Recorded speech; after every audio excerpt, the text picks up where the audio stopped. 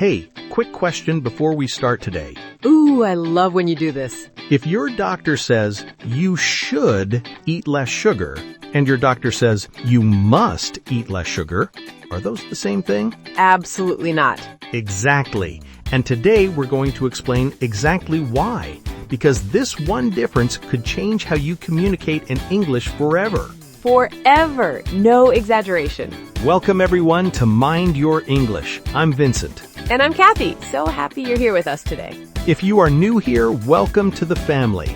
We upload a brand new English lesson every single day right here on this channel. Every single day. So do yourself a favor right now. Tap that subscribe button and turn on the bell notification so you never miss a single episode. It takes 2 seconds and it will seriously help your English improve faster because consistency is everything when learning a language. Everything. Okay, Vincent, let's get into today's lesson because I am excited about this one. Me too. So today we are talking about should and must, two words that confuse almost every English learner at every level. Even intermediate learners get confused by these. All the time. And the reason is simple. In many languages, these words translate to almost the same thing. But in English, they are very different. Very different. And once you understand the difference, your English will sound so much more natural and accurate. So let's start with should. Vincent, tell everyone what should means. Okay, so should is a suggestion, a recommendation. It's friendly advice. It's not an order. It's not a rule. It's just, hey, this might be a good idea for you. Like a friend giving you advice. Exactly, like a friend.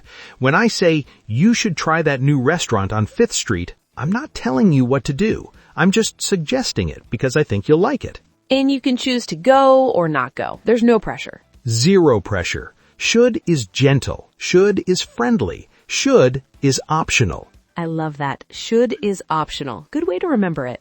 Now, let me give some real examples of should from everyday American conversations. Yes, please. You should get more sleep. You look tired. Friendly advice, not an order. We should call mom this weekend. A suggestion, not a requirement. You should watch that new show on Netflix. It's amazing. A recommendation. You can say yes or no. See the pattern?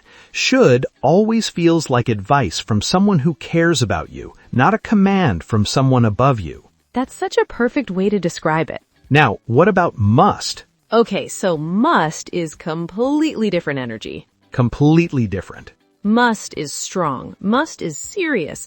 Must means there is no choice. It's an obligation, a requirement, a rule that cannot be broken. When someone says must, they mean business. They really do. Like if a sign at the airport says, all passengers must show their passport, that is not a suggestion.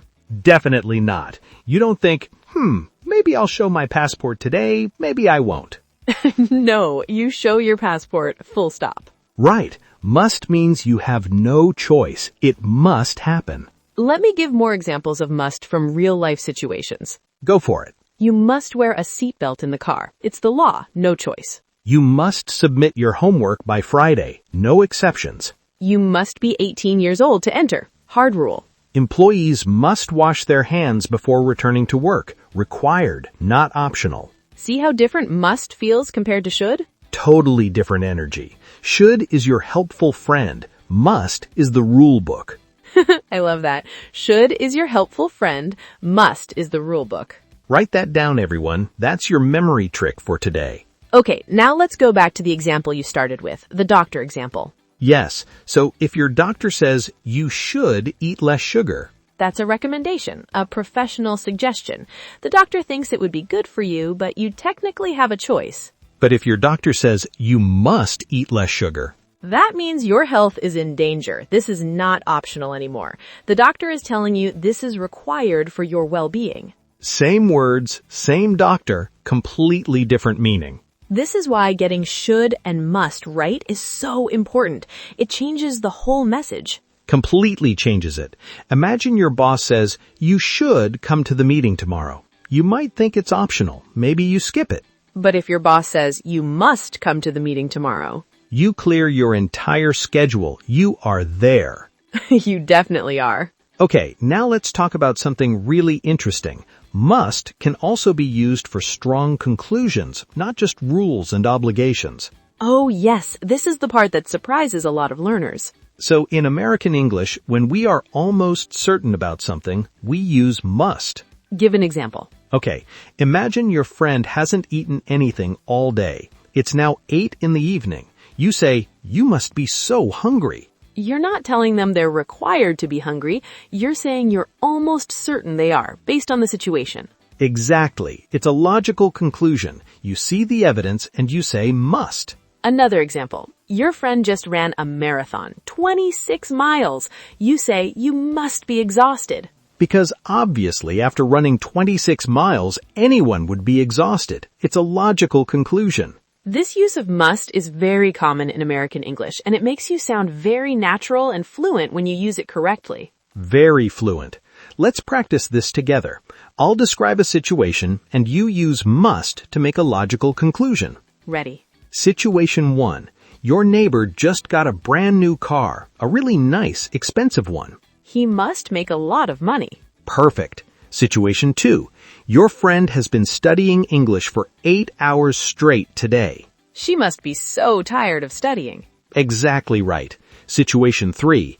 You call your friend 5 times and they don't answer. Their phone is always with them. They must be really busy right now. Perfect. You're a natural, Kathy. I've been speaking English my whole life, remember? Right.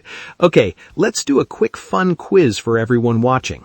I'll say a sentence with either should or must. You tell me if it can be changed or if it's a fixed rule. Ready, everyone? Think about it before Kathy answers. Visitors must sign in at the front desk. Fixed rule. No choice. Must is correct here. You should drink more water every day. Friendly advice. You have a choice. Should is correct here. All staff must attend the safety training. Required. No exceptions. Must is correct. You should call your grandmother more often.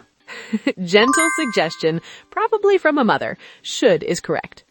Very specific example there, Kathy. We all know that situation. One more. That bag looks really heavy. You must be tired carrying it. Logical conclusion. You're almost certain must is correct. Perfect score, Kathy. Thank you. Okay, let's bring everything together. Today's complete lesson summary. Number 1, should is your helpful friend. It's advice, suggestions, and recommendations. It's optional. You have a choice. Number 2, must is the rule book. It's obligations, requirements, and rules. It's not optional. There is no choice. Number 3, must is also used for logical conclusions when you are almost certain about something based on evidence. Number 4, getting these right changes everything in English communication. It changes how people understand your message completely. And number 5, should is gentle, must is serious. Remember that feeling when you choose between them. That's your complete guide to should and must in English. No more confusion from today. From today. Promise yourself that right now. Now, we want to hear from you in the comments. Write one sentence using should and one sentence using must from your real life. Show us what you learned today. We read every single comment and we love seeing you practice. So write them below right now while the lesson is fresh in your mind. And if this video helped you today, please give it a thumbs up. It takes 1 second and it really helps our channel reach more English learners around the world. Every thumbs up means so much to us. Seriously, it helps more people find Mind Your English and improve their English every day. If you haven't subscribed yet, please do it right now. We are here every single day with a fresh new English lesson made just for you. Every single day, no days off. We are committed to helping you reach your English goals. And remember, you don't have to be perfect to speak English. You just have to keep going. Every lesson you watch is a step forward. Every single step counts. We are so proud of you for being here today and working on yourself. See you tomorrow for another brand new episode right here on Mind Your English. Thank you so much for watching. You are amazing. Bye, everyone. Bye. See you tomorrow. Thanks for watching. Don't forget to subscribe. See you in the next episode.